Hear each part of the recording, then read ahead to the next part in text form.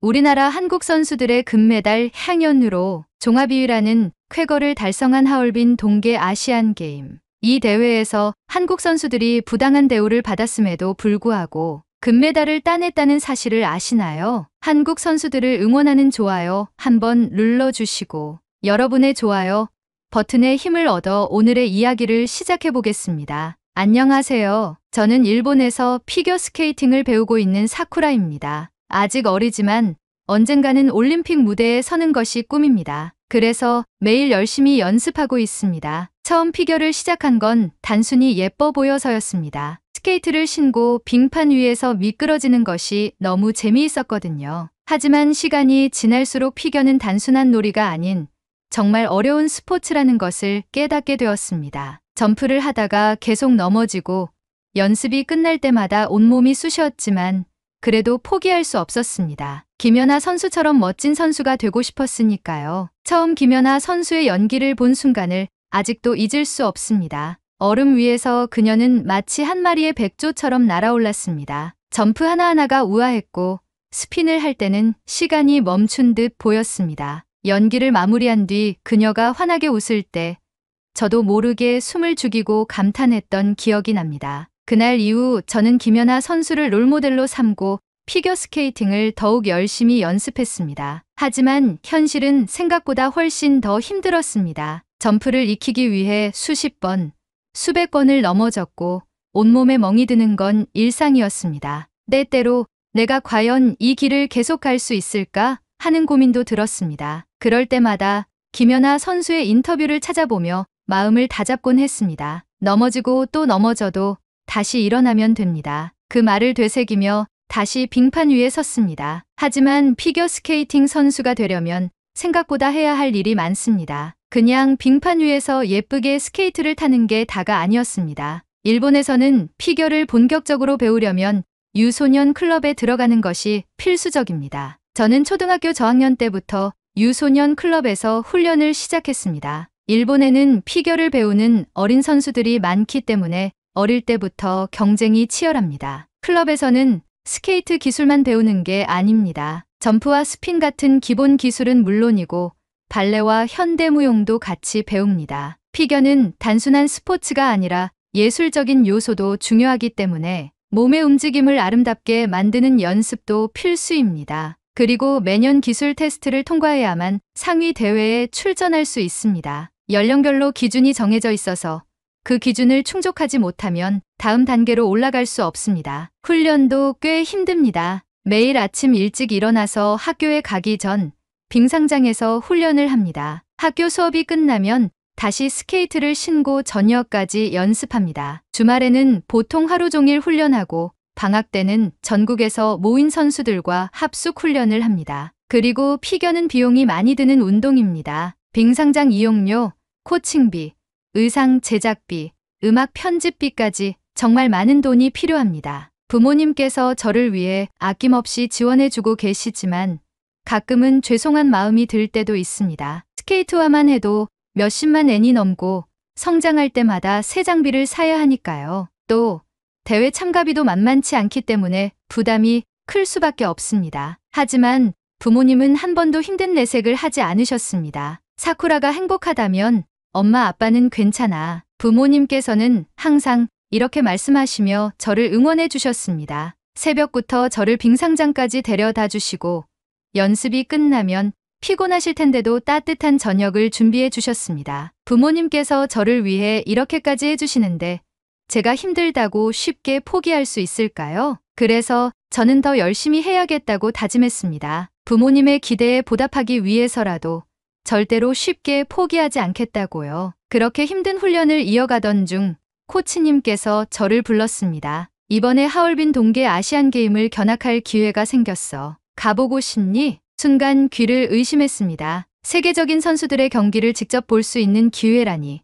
저는 망설일 이유가 없었습니다. 가고 싶어요. 그렇게 저는 쇼트트랙을 준비하는 친구들과 함께 중국으로 떠나게 되었습니다. 하얼빈에 도착한 후 저는 정말 깜짝 놀랐습니다. 경기장 곳곳에서 한국 선수들이 활약하고 있었기 때문입니다. 사실 한국이 동계 스포츠 강국이라는 건 알고 있었지만 이렇게 직접 보니 정말 다르다는 걸 느꼈습니다. 쇼트트랙 경기장에서 들려오는 함성 소리가 아직도 생생합니다. 한국 선수들이 결승선을 통과할 때마다 관중석에서 환호성이 터져 나왔습니다. 특히 혼성 2000m 계주 경기에서는 한국 대표팀이 압도적인 속도로 질주하며 금메달을 차지했습니다. 여자 1500m와 남자 1500m에서도 한국 선수들이 금메달을 따냈고 여자 500m에서는 한국 선수들이 금, 은, 동메달을 모두 휩쓰는 장면을 직접 보았습니다. 피겨스케이팅 경기는 저에게 더욱 특별한 순간이었습니다.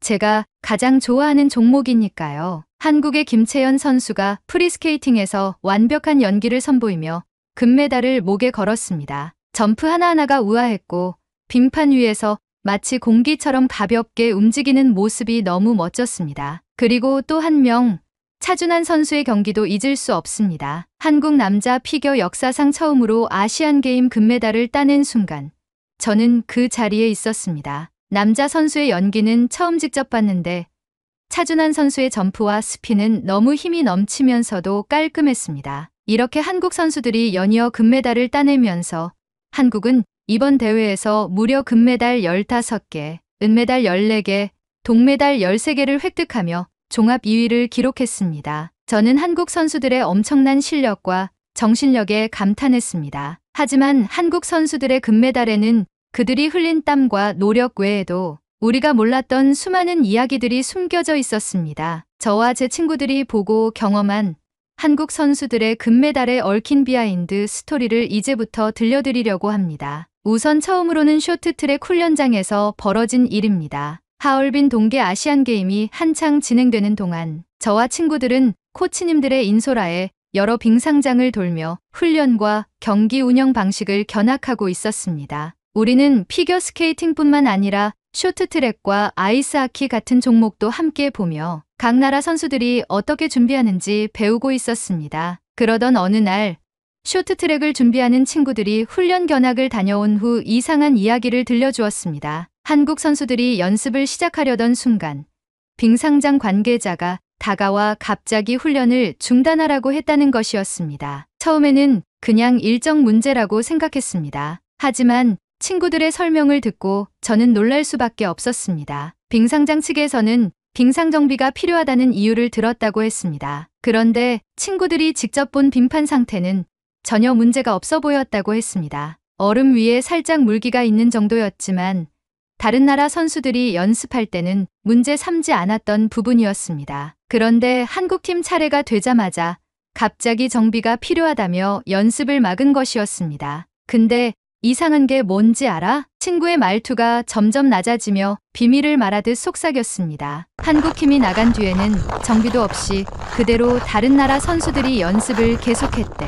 순간 저는 말문이 막혔습니다. 한국팀 코치진이 이에 대해 항의했지만 빙상장 관계자는 안전을 위해 어쩔 수 없다는 말만 반복했다고 했습니다. 하지만 정말 안전을 위한 정비였다면 정비를 완료한 후에 다시 훈련을 할 수 있도록 시간을 조정해주는 것이 맞지 않을까요? 한국 선수들은 충분한 연습도 하지 못한 채 빙상장을 떠날 수밖에 없었습니다. 이거 일부러 그러는 거 아니야? 친구들도 같은 생각을 하고 있었습니다. 한국이 쇼트트랙에서 너무 잘하니까 일부러 연습을 못하게 방해하는 거 아닐까? 그 말을 듣고 저는 경기장에서 봤던 한국 선수들이 더욱 대단하게 느껴졌습니다. 충분한 연습도 하지 못한 상황에서 그렇게 완벽한 경기력을 보여주다니. 그들의 정신력은 대체 얼마나 강한 걸까요? 그리고 한국 선수들의 숙소가 선수촌에서 따로 떨어져 있었다는 소문도 들었습니다. 너희 그거 알아? 한국팀 숙소만 선수촌에서 따로 떨어져 있는 거? 경기장에서 나오던 중 같이 견학을 다니던 친구 한 명이 갑자기 말을 꺼냈습니다. 응, 따로 신청해서 그런 거 아니야?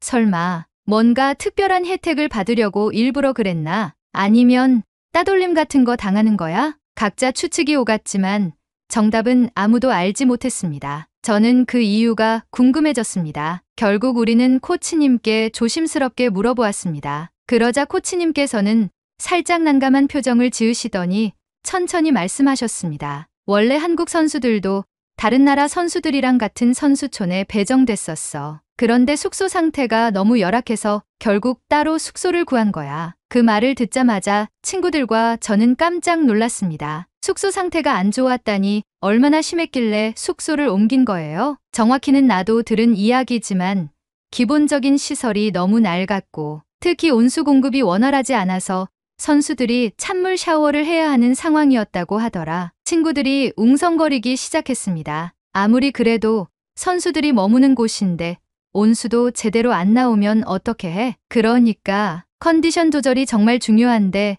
찬물 샤워를 하면서 경기를 준비했다는 거야. 저도 이해할 수 없었습니다. 우리는 유소년 선수들이지만 매일 훈련을 하면서도 따뜻한 물로 샤워를 합니다. 훈련 후에는 몸을 풀어줘야 근육이 경직되지 않기 때문입니다. 그런데 한국 선수들은 대회 기간 동안 그런 환경에서 생활해야 했다는 것이 믿어지지 않았습니다. 그래서 한국 선수단이 결국 숙소를 새로 구해서 선수들을 그쪽으로 이동시킨 거야. 한국 선수들은 처음 배정된 숙소에서 생활하면 컨디션 조절이 어렵다고 판단해 결국 경기장과 비교적 가까운 곳에 새로운 숙소를 마련하고 선수들을 이동시킨 것이었습니다. 이야기를 들으면서 저는 한국 선수들이 단순히 실력이 뛰어난 것이 아니라 어떤 환경에서도 포기하지 않고 대안을 찾아 해결하는 능력도 갖추고 있다는 것을 깨달았습니다. 그리고 한국 선수들의 도시락이 선수촌에서 화제가 되었다는 얘기를 접했습니다. 숙소 이야기를 듣고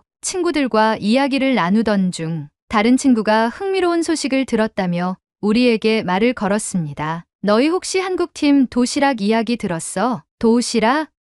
응. 선수촌에서 한국 선수들이 먹는 도시락이 화제가 됐다더라. 왜? 그게 다른 나라 선수들이 보고 엄청 부러워했대. 그 말을 듣자 친구들이 모두 궁금하다는 듯이 그의 이야기를 집중해서 듣기 시작했습니다. 한국팀이 숙소를 옮기면서 식단 관리도 더 철저하게 하려고 직접 도시락을 준비했대. 근데 그게 선수들 영양을 다 고려해서 만든 거라 엄청 맛있고 균형도 잘 맞췄다고 하더라고. 진짜? 응. 그래서 선수촌에서 이 도시락 이야기가 퍼졌나 봐. 다른 나라 선수들까지 우리도 저렇게 지원해달라고 요청했다던데 이야기를 들으면서 저는 한국 선수들이 정말 대단하다고 느꼈습니다. 어려운 환경에서도 불평하지 않고 스스로 해결책을 찾아 최고의 컨디션을 유지하려고 노력한 것입니다. 이 정도면 한국 선수들이 그냥 강한 게 아니라 진짜 대단한 거 아니야? 친구들이 모두 고개를 끄덕였습니다. 하지만 이것이 끝이 아니었습니다. 저는 이번 견학에서 가장 기대했던 종목인 피겨스케이팅 경기를 관람하기 위해 코치님과 함께 경기장으로 향했습니다. 그리고 그곳에서 저는 또 한 번 충격적인 장면을 보게 되었습니다. 경기가 시작되고 저는 빠르게 이상한 점을 눈치챘습니다.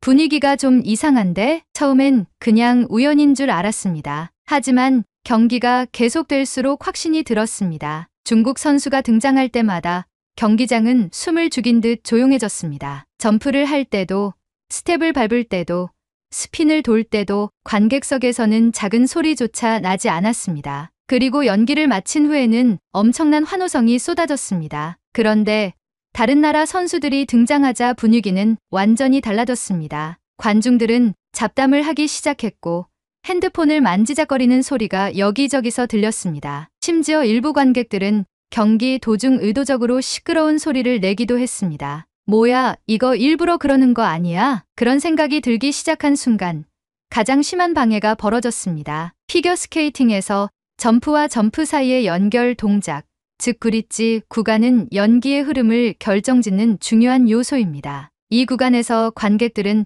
조용히 지켜보는 것이 일반적입니다. 그런데 중국 관객 일부가 이 순간마다 일부러 박수를 치거나 함성을 지르는 행동을 반복했습니다. 아, 이건 대놓고 방해하는 거잖아. 저도 모르게 속이 부글부글 끓었습니다. 특히 사카모토 가오리 선수의 연기 때 방해가 심했습니다. 그녀가 점프를 뛰려고 준비하는 순간 갑자기 관객석에서 손뼉을 치는 소리가 들렸습니다. 그런데도 가오리 선수는 전혀 흔들리지 않았습니다. 강한 집중력으로 끝까지 자신의 연기를 완성했고 마지막까지 우아함을 유지했습니다. 하지만 김채연 선수의 차례가 되자 상황은 더욱 심해졌습니다. 그녀가 점프를 하려는 순간 일부 관객들이 더 큰 목소리로 수군거리거나 핸드폰 플래시를 터뜨리는 모습이 보였습니다. 하지만 김채연 선수는 단 한 번도 주저하지 않았습니다. 그녀의 스텝은 단단했고 스피는 완벽했습니다. 아무리 관객들이 방해해도 김채연 선수는 빙판 위에서 오롯이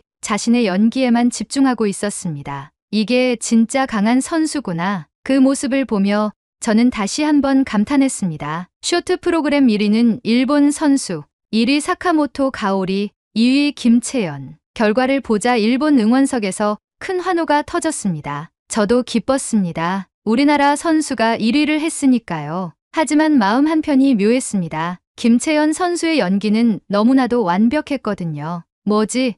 왜 나는 가오리 선수를 응원하면서도 김채연 선수의 연기에 더 감탄하고 있지? 김채연 선수의 점프는 가벼웠고 회전은 정교했습니다. 그리고 무엇보다도 그녀의 연기에는 이상한 마법 같은 것이 있었습니다. 관중의 시선을 사로잡는 힘. 빙판 위에서 모든 것이 자연스럽고 그녀가 점프를 할 때마다 마치 시간이 멈춘 것 같은 느낌. 김채연 선수 뭔가 특별한데? 저는 속으로 그렇게 생각했습니다. 하지만 일본 대표 선수를 응원하는 입장에서 겉으로 내색할 수는 없었죠. 저는 마음을 다잡고 프리스케이팅에서 두 선수의 멋진 경기를 기대하기로 했습니다. 며칠 후 프리스케이팅이 시작되기 전 저는 두 선수의 대결이 정말 기대되었습니다. 가오리 선수가 1위를 유지할 수 있을까? 김채연 선수는 쇼트 프로그램에서 실수했지만 프리스케이팅에서 역전할 수 있을까? 그리고 경기 시작. 먼저 사카모토 가오리 선수가 연기를 펼쳤습니다. 그녀는 안정적인 경기력을 보여주었고 모든 점프를 무난하게 성공시켰습니다. 연기 도중 마지막에 작은 흔들림이 있긴 했지만 전체적으로 훌륭한 퍼포먼스였습니다. 점수가 발표되자 환호성이 터졌습니다. 이제 김채연 선수 차례다. 김채연 선수가 빙판 위에 서자 경기장에는 묘한 긴장감이 흘렀습니다. 저는 숨을 죽였고 주변의 소음도 모두 사라진 듯 했습니다. 그녀의 움직임 하나하나에 저도 모르게 시선이 고정되었습니다. 조명이 그녀를 감싸자 빙판 위에는 금빛 그림자가 부드럽게 번졌습니다. 마치 그녀만을 위한 무대가 만들어진 것처럼 김채연 선수는 단단한 표정으로 자신의 연기를 시작했습니다. 부드럽게 스케이트 날을 밀어내며 속도를 올리더니 도약하는 순간 그녀는 공기처럼 가벼워 보였습니다. 마치 빙판 위에 떠오른 깃털 같았습니다. 회전하는 동안 완벽한 중심을 유지했고 착지할 때는 충격 없이 스르륵 미끄러져 나갔습니다. 그리고 마지막 점프. 이 순간 저는 숨을 삼켰습니다. 바로 트리플 러츠 트리플 토르 컴비네이션. 고난도 점프 기술이었습니다. 한 번의 착지에서 다시 힘을 모아 또 한 번 도약해야 했습니다. 그리고 그녀는 해냈습니다. 빙판 위에 선이 그어지듯 착지 후 흐트러짐 없이 이어지는 다음 동작. 스케이트 날이 얼음을 스치며 만들어내는 소리는 경쾌했지만 가벼웠습니다. 마치 음악의 일부처럼 들렸습니다. 그 순간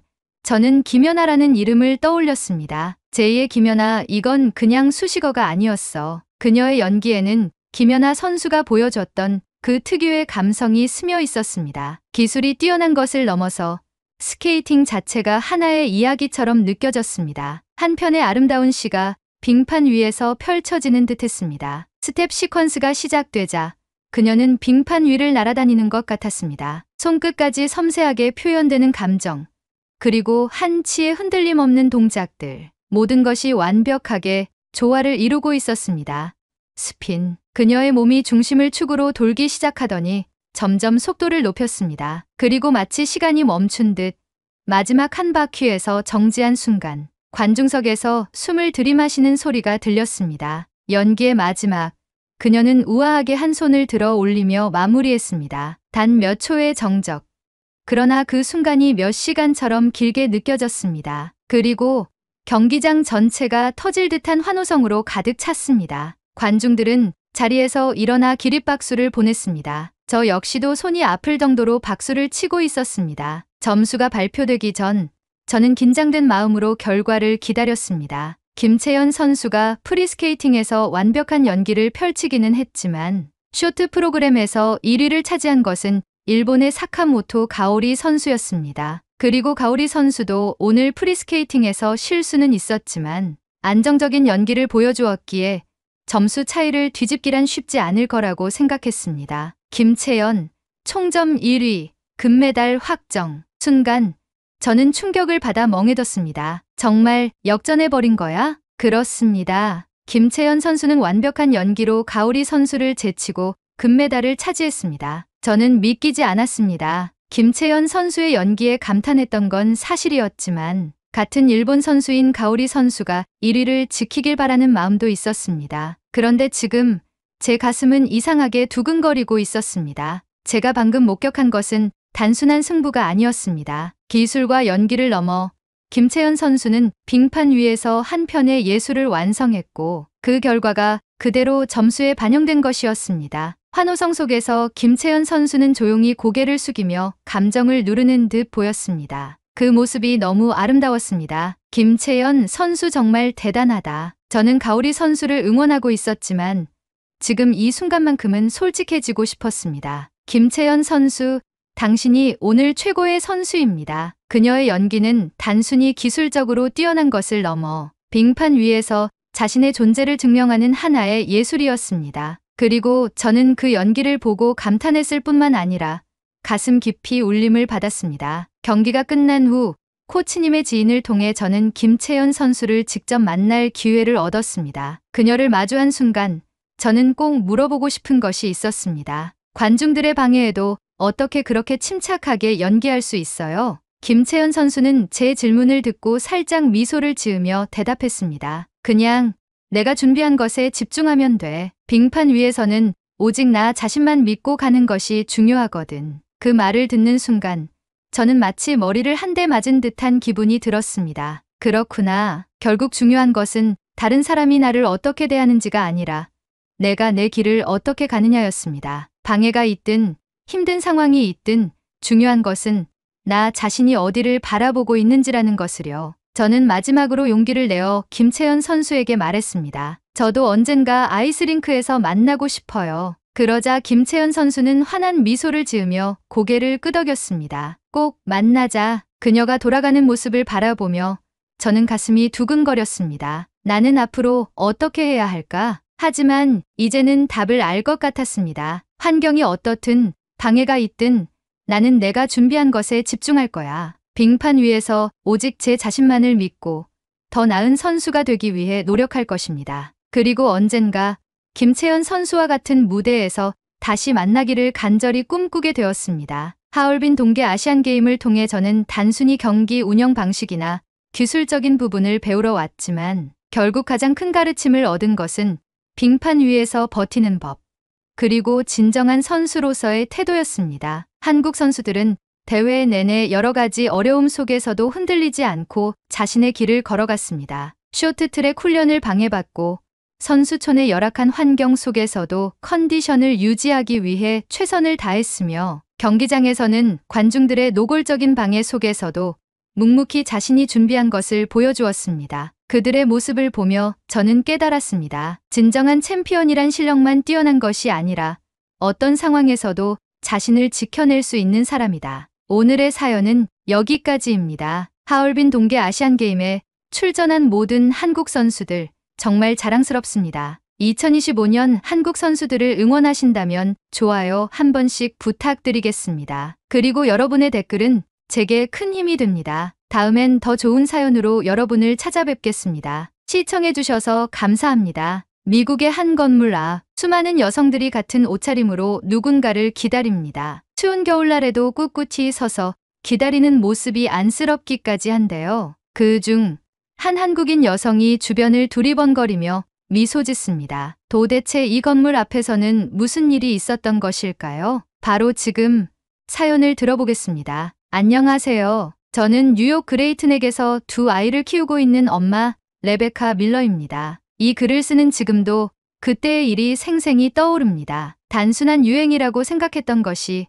어느 순간 제 삶과 주변 사람들의 가치관까지 바꿔놓았던 그 사건이요. 저는 변호사로 일하다가 첫째 아들 루카스가 중학교에 올라가면서 전업맘이 되기로 결심했습니다. 뉴욕에서도 교육열이 높기로 유명한 그레이트넥에서 아이를 키우려면 부모가 적극적으로 나서야 한다는 사실을 깨달았기 때문입니다. 이곳 학부모들은 아이의 교육을 단순히 지원하는 것이 아니라 철저하게 관리합니다. SAT 준비, 과외, 수학 경시대회, 로봇공학 캠프, 논문 연구, 프로젝트까지 아이의 스펙을 쌓는 일은 이제 선택이 아닌 필수였고, 부모들은 학교 선생님보다 더 아이의 학습을 챙기는 것이 당연한 분위기였습니다. 특히 학부모 네트워크가 중요했습니다. 유능한 SAT 강사를 어디서 구할 수 있는지, 명문 사립고에 합격하려면 어떤 활동을 해야 하는지, 어떤 과외가 대입에서 효과적인지, 이런 정보는 학교에서 공식적으로 알려주지 않습니다. 모두 학부모들끼리 공유하며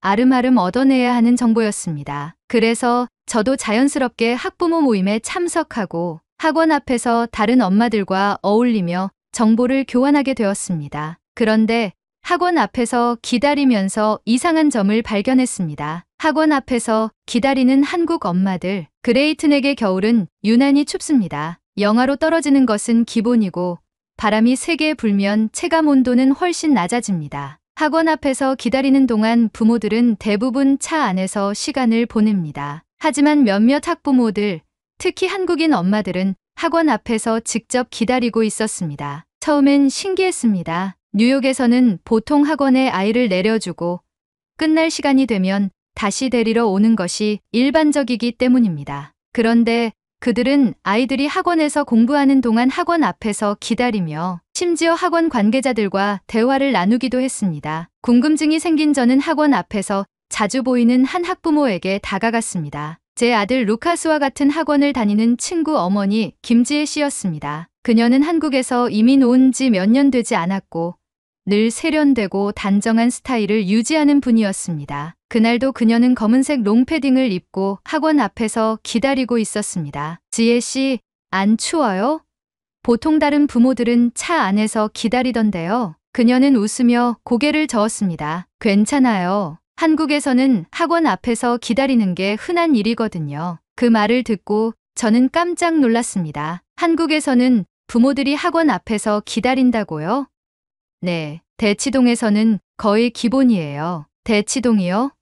그게 뭐죠? 저는 처음 듣는 단어에 어리둥절한 표정을 지었습니다. 그녀는 미소를 지으며 천천히 설명하기 시작했습니다. 대치동은 서울에 있는 교육 특구예요. 한국에서 교육 경쟁이 가장 치열한 곳이죠. 거기 학부모들은 아이가 학원에 있는 동안 학원 앞에서 기다려요.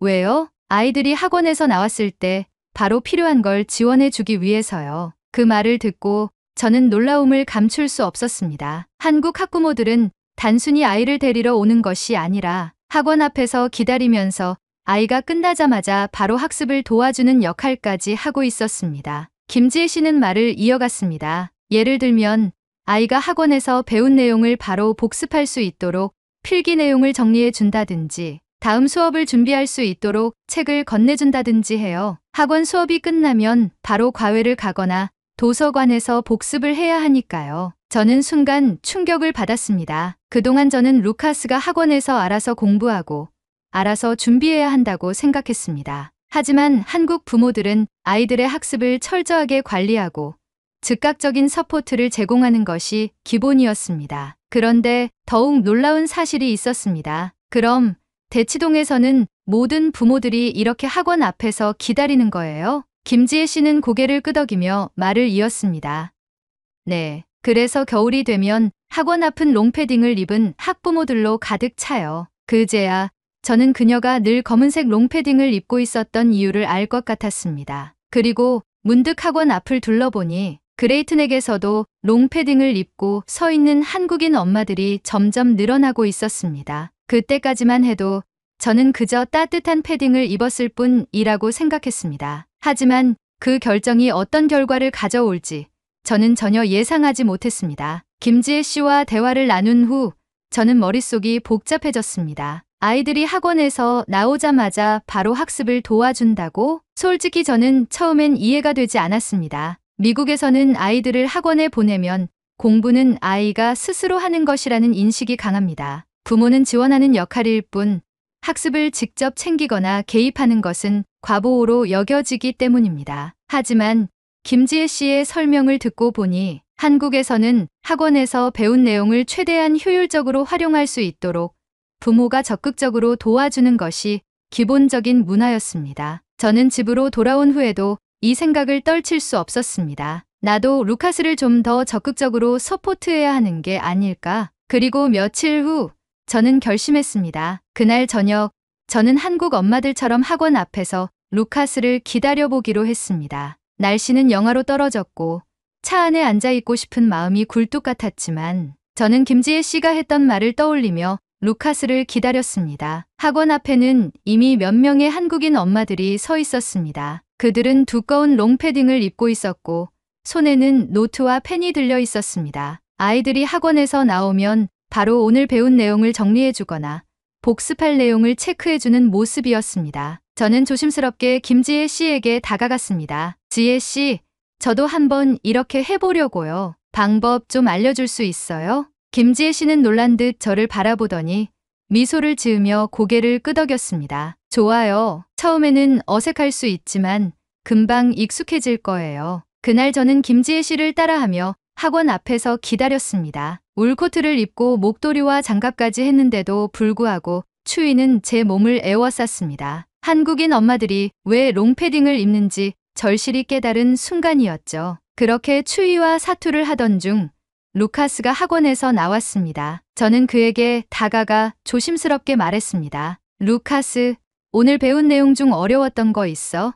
엄마랑 정리해볼까? 루카스는 처음엔 당황한 듯 저를 바라보았지만 곧 천천히 오늘 배운 개념을 설명하기 시작했습니다. 그 순간 저는 깨달았습니다. 이렇게 하면 아이가 학원에서 배운 내용을 더 오래 기억할 수 있겠구나. 처음엔 단순히 학부모들 사이에서 정보 교환을 하기 위해 학원 앞에 나왔지만 점점 이 방식이 실제로 효과적이라는 것을 몸소 느끼게 되었습니다. 그리고 이 변화는 저만의 변화로 끝나지 않았습니다. 그날 이후 저는 학원 앞에서 기다리는 습관을 들이기 시작했습니다. 추운 날씨 속에서 살아남기 위해 저는 롱패딩을 구매해서 입고 다른 한국인 엄마들과 함께 서 있었습니다. 그런데 어느 날 학부모 모임에서 알고 지낸 캐서린이 제 모습을 보고 깜짝 놀란 얼굴로 다가왔습니다. 레베카, 너 왜 여기 서 있어? 차 안에 있지 않고? 저는 쑥스러운 듯 웃으며 대답했습니다. 그냥 한국 엄마들처럼 루카스를 서포트해 보려고. 캐서린은 이해가 되지 않는다는 듯 고개를 갸웃했습니다. 서포트?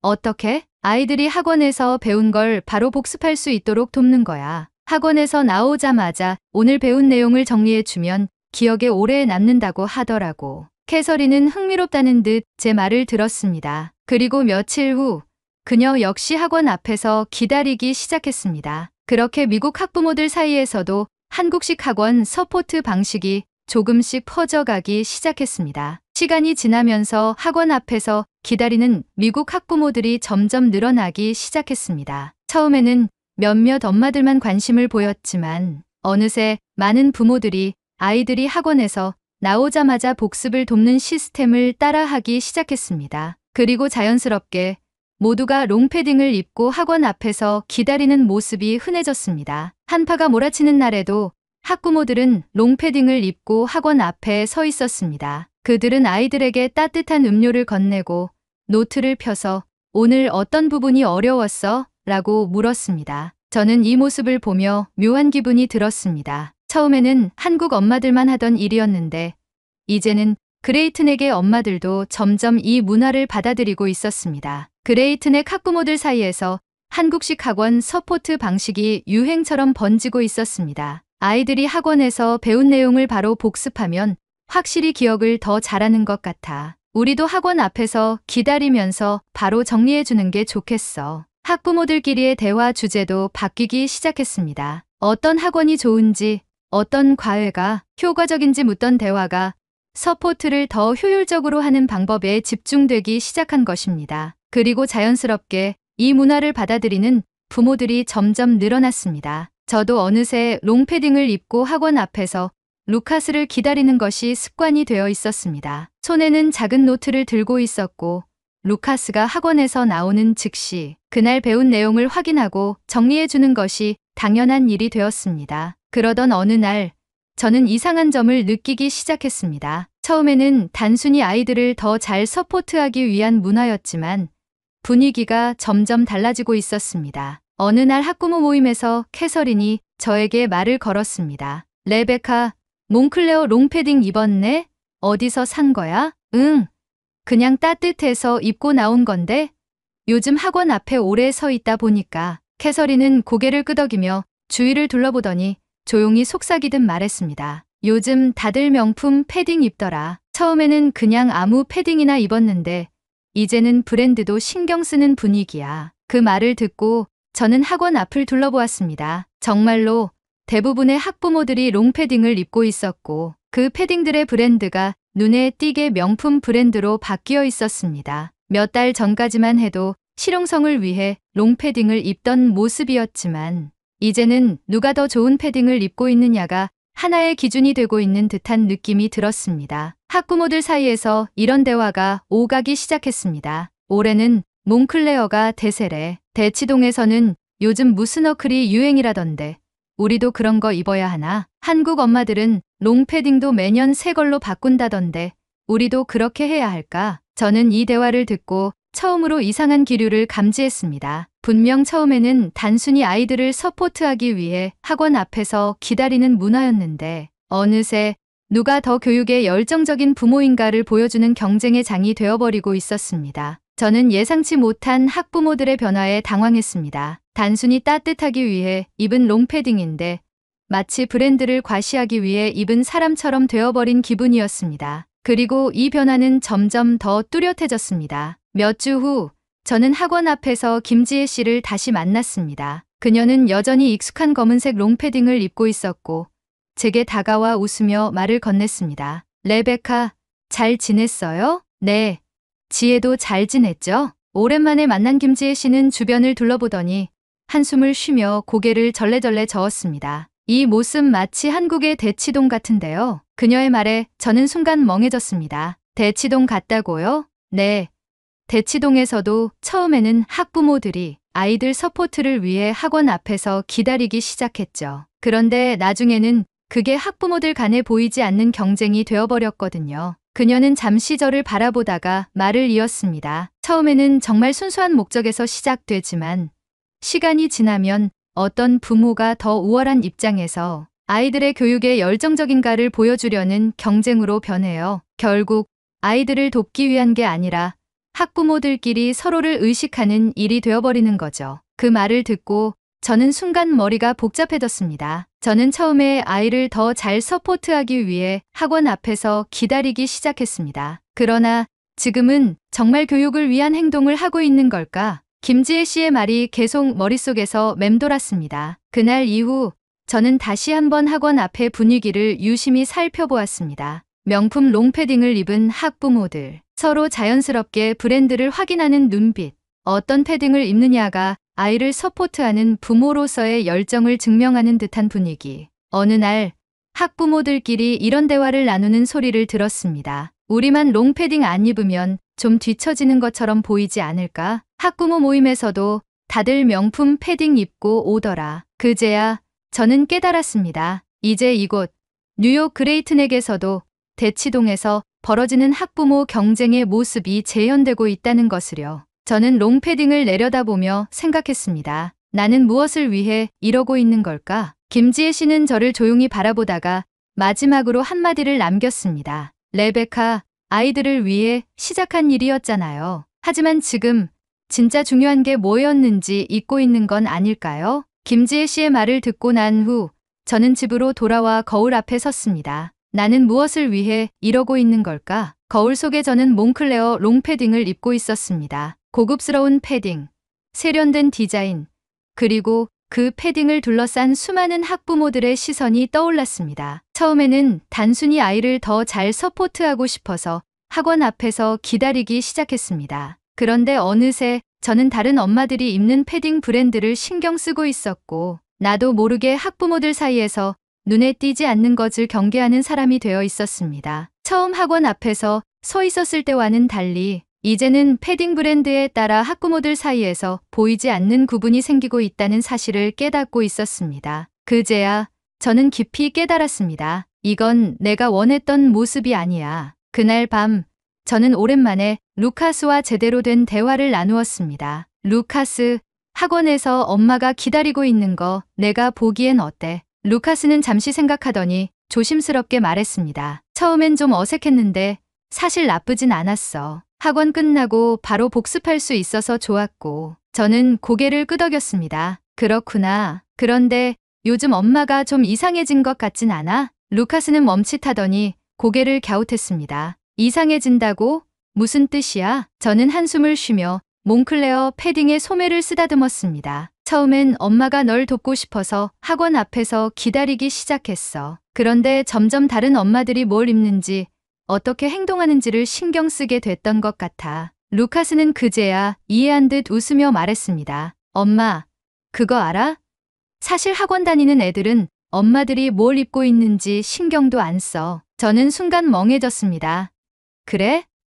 응, 그냥 빨리 학원 끝나고 집에 가서 쉬고 싶다는 생각밖에 안 해. 근데 엄마들이 그러는 거 보면서 조금 신기하긴 했어. 패딩 브랜드 같은 거, 그런 게 왜 중요한지 이해가 안 갔거든. 그 순간 저는 스스로가 얼마나 부질없는 것에 신경 쓰고 있었는지를 깨달았습니다. 다음 날 저는 오랜만에 몽클레어 패딩이 아닌 작년에 입던 평범한 패딩을 꺼내 입었습니다. 그 패딩은 더 이상 최신 유행도 아니었고 고급 브랜드도 아니었지만 여전히 충분히 따뜻했습니다. 그리고 무엇보다도 이제는 남들의 시선을 신경 쓰지 않기로 결심했기 때문에 더 편안하게 느껴졌습니다. 학원 앞에 도착했을 때 다른 학부모들은 여전히 명품 롱패딩을 입고 있었습니다. 몇몇 엄마들은 제가 예전 패딩을 입은 모습을 보고 미묘한 표정을 지었지만 저는 개의치 않았습니다. 그날 저는 루카스가 학원에서 나올 때까지 평소처럼 기다렸습니다. 그가 문을 나서는 순간 저는 다가가 말했습니다. 오늘 배운 거 중에 어려운 부분 있었어. 루카스는 고개를 끄덕이며 문제집을 꺼냈고 저는 그와 함께 학원 앞 벤치에 앉아 이야기를 나누었습니다. 그러는 동안 저는 문득 주변을 둘러보았습니다. 학부모들은 여전히 롱패딩을 입고 서 있었고 여전히 서로의 패딩 브랜드를 은근히 신경 쓰는 분위기였습니다. 하지만 저는 이제 그 경쟁 속에 휘말리고 싶지 않았습니다. 그때 김지혜 씨가 다가와 웃으며 말했습니다. 레베카, 드디어 패딩을 벗었네요. 저는 웃으며 대답했습니다. 네. 이제 정말 중요한 게 뭔지 알 것 같아요. 그 후로 저는 학원 앞에서 아이를 기다리는 방식도 조금씩 바꾸기 시작했습니다. 예전처럼 매일 학원 앞에서 기다리기보다는 루카스가 필요할 때만 적절히 도와주기로 했습니다. 어떤 날은 학원 앞에서 기다리며 복습을 도왔고 어떤 날은 루카스가 스스로 정리할 수 있도록 믿어주었습니다. 그리고 무엇보다도 패딩 브랜드 같은 사소한 것에 더 이상 신경 쓰지 않기로 했습니다. 시간이 지나면서 저뿐만 아니라 몇몇 학부모들도 변화하기 시작했습니다. 서서히 누가 더 열정적인 부모인가를 과시하는 경쟁에서 벗어나 진짜 중요한 것에 집중하려는 분위기가 만들어지기 시작했습니다. 몇 달 후 저는 다시 김지혜 씨를 만났습니다. 그녀는 여전히 검은색 롱패딩을 입고 있었지만 오늘은 무언가 달라 보였습니다. 지혜 씨, 저 이제야 깨달았어요. 결국 가장 중요한 건 아이에게 실질적으로 도움이 되는 방식으로 서포트하는 거였어요. 그러자 김지혜 씨는 조용히 웃으며 잠시 생각에 잠긴 듯 했습니다. 레베카, 한국에서는 교육이 단순히 개인의 노력만으로 되는 게 아니라고 생각하는 부모들이 많아요. 어떤 의미죠? 입시 경쟁이 워낙 치열하다 보니까요. 한국에서는 아이가 좋은 대학에 가기 위해선 부모도 함께 노력해야 한다는 인식이 강해요. 단순히 학비를 대주는 것이 아니라 아이가 공부할 환경을 조성하고 계획을 짜고 감정적으로도 서포트하는 게 중요하다고 생각하는 거죠. 저는 순간 할 말을 잃었습니다. 미국에서도 부모가 아이의 교육을 지원하는 것은 당연한 일이지만 부모도 함께 노력해야 한다는 개념은 한국과 조금 달랐기 때문입니다. 김지혜 씨는 미소를 지으며 말을 이어갔습니다. 그래서 대치동에서는 부모들이 아이와 함께 고생한다고 표현하기도 해요. 밤늦게까지 학원 앞에서 기다리는 것도 시험 기간이면 부모도 밤을 새워가며 아이의 컨디션을 챙기는 것도 흔한 일이에요. 그냥 아이 혼자 공부하는 게 아니라 부모도 그 과정을 같이 겪는 거죠. 그 말을 듣자 저는 그동안 한국 학부모들이 보여줬던 행동들이 새롭게 느껴졌습니다. 그럼 대치동에서는 부모들이 아이들과 거의 한 몸처럼 움직이는 거네요. 김지혜 씨는 고개를 끄덕였습니다. 맞아요. 예를 들어 한국에서는 고등학생이 새벽 1~2시에 학원을 끝내고 나오면 부모들이 차에서 기다리고 있어요. 그리고 집에 가는 동안 바로 복습을 시키죠. 오늘 배운 내용 중에서 가장 어려웠던 게 뭐야?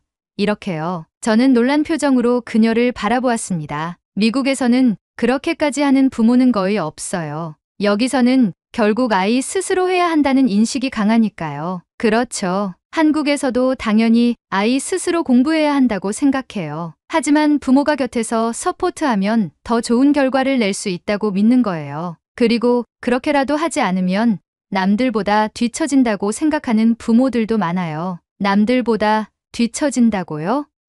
네. 한국의 입시는 상대평가라서 단순히 내가 잘하면 된다가 아니라 다른 사람보다 더 잘해야 한다는 개념이 강해요. 그러다 보니 부모들도 자연스럽게 경쟁에 뛰어들게 되는 거죠. 저는 그 말을 듣고 문득 최근 학부모들 사이에서 롱패딩 브랜드 경쟁이 벌어지는 모습이 떠올랐습니다. 김지혜 씨는 제 표정을 읽었는지 고개를 끄덕이며 말을 이어갔습니다. 그래서 처음에는 순수하게 시작된 학원 서포트도 나중에는 부모들끼리 비교하고 경쟁하는 형태로 변질될 때가 많아요. 결국 한국에서 교육은 아이 혼자만의 싸움이 아니라 부모와 아이가 함께 이겨나가는 과정이니까요. 그 순간 저는 깨달았습니다. 그동안 저는 루카스를 돕기 위해 학원 앞에서 기다렸지만 어느새 그 이상한 경쟁 속에 휘말려 있었던 것입니다. 패딩 브랜드, 학부모들 간의 분위기, 누가 더 열정적인 부모인가에 대한 무언의 압박. 처음에는 단순히 아이를 도와주기 위해 시작했던 일이었지만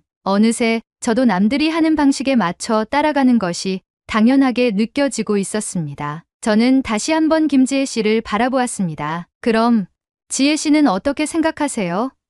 그렇게까지 부모가 개입하는 게 정말 아이에게 좋은 걸까요? 김지혜 씨는 한숨을 쉬며 말했습니다. 사실 정답은 없다고 생각해요. 하지만 확실한 건 아이를 위해 뭔가를 한다는 이유로 부모 자신이 먼저 지쳐버리면 결국 아무것도 남지 않는다는 거죠. 그 말을 듣는 순간 저는 다시 한번 스스로를 돌아보게 되었습니다. 그동안 저는 루카스를 돕는다고 생각했지만 정말 제대로 돕고 있었던 걸까요? 혹시 저 자신이 먼저 경쟁에 휩쓸려 방향을 잃고 있었던 것은 아닐까요? 김지혜 씨는 마지막으로 미소를 지으며 말했습니다. 레베카, 중요한 건 패딩 브랜드가 아니에요. 그리고 학원 앞에서 얼마나 오래 기다렸느냐도 아니고요. 진짜 중요한 건 부모가 아이와 어떤 관계를 맺느냐예요. 그걸 잊지 않는다면 어떤 방식으로든 좋은 부모가 될 수 있다고 생각해요. 저는 그 말을 들으며 깊이 공감했습니다. 저는 깊이 공감하며 그녀를 바라보았습니다. 이제 저는 더 이상 학부모들 사이에서 보이지 않는 경쟁을 신경 쓰지 않았습니다. 대신 루카스가 가장 편안하고 효과적으로 공부할 수 있는 환경을 만들어주는 것에 집중하기로 했습니다. 그리고 그 선택이 제가 진정으로 원했던 모습이라는 것을 깨달았습니다. 이제 학원 앞에는 여전히 많은 학부모들이 롱패딩을 입고 서 있습니다. 하지만 저는 더 이상 그 안에서 눈에 띄는 브랜드를 찾으려 애쓰지 않습니다. 저는 이제 단순히 아이를 위한 엄마일 뿐입니다. 그리고 그것만으로도 충분하다는 것을 알게 되었습니다. 한국에서 아이를 위해 헌신하는 부모들을 존경합니다. 아이의 교육을 함께 한다는 것은 결코 쉬운 일이 아니죠. 한국의 모든 학부모님들과 학생들을 멀리서나마 응원합니다. 힘내세요. 오늘의 사연은 여기까지입니다. 한국 학부모의 열정이 선진국 미국을 흔들고 있네요. 한국의 교육에 대한 여러분의 생각을 댓글로 남겨주세요. 2025년 새해 복 많이 받으시고 가정의 평화가 항상 깃들길 진심으로 바라겠습니다. 오늘의 이야기가 마음에 드셨다면 좋아요 한 번씩 부탁드리겠습니다. 그리고 여러분의 댓글은 제게 큰 힘이 됩니다. 다음엔 더 좋은 사연으로 여러분을 찾아뵙겠습니다. 시청해주셔서 감사합니다.